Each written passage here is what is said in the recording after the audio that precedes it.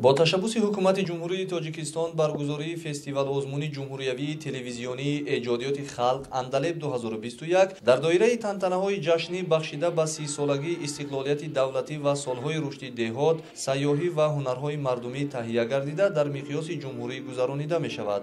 همزمان برگزاری فستیوال آزمون مذکور در شهر و نواحی منطقه کولابی ولایت ختلون از ناحیه دنغره آغاز گردیده ادامه آن در دیگر شهر و ناحیه‌ها جریان دارند.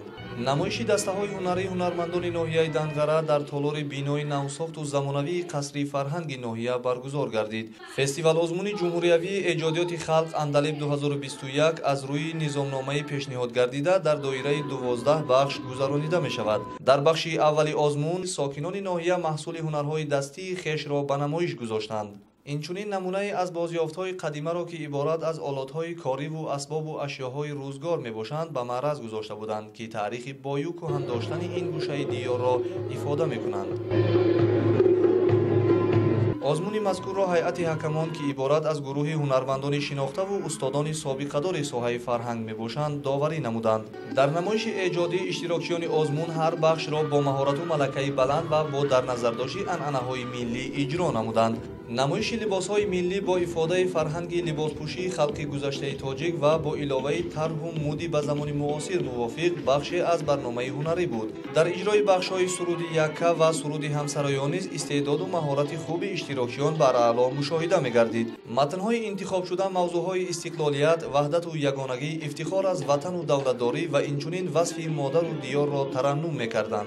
رقص موزون گلدختران که سبک رقصی منطقه‌های گوناگون جمهوری را تجسم می‌نمودند با جالبیت خاص اجرا گردیده از جانب اعضای حکمان و دیگر اشتراکداران خوش پذیرفته شدند.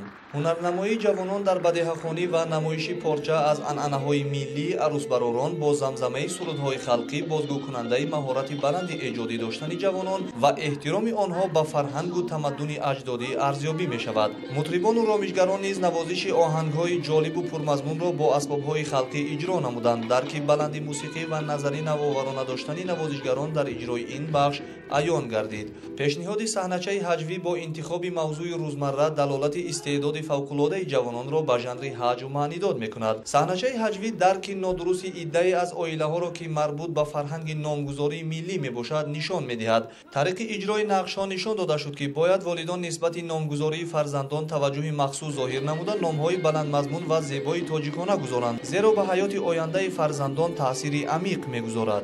هدف برگزاری فستیوال آزمون جمهوریوی اندلب 2021 دریافت چهره‌های نوی هنری و رشد بخشیدن صنعت و هنر ملی و همچنین ارج گذاشتن به میراث گذشتگان میباشد. هدف برگزاری فستیوال آزمون جمهوریوی اندلب 2021 دریافت چهره‌های نوی هنر و رشد بخشیدن صنعت و هنر ملی و همچنین ارج گذاشتن به میراث گذشتگان میباشد.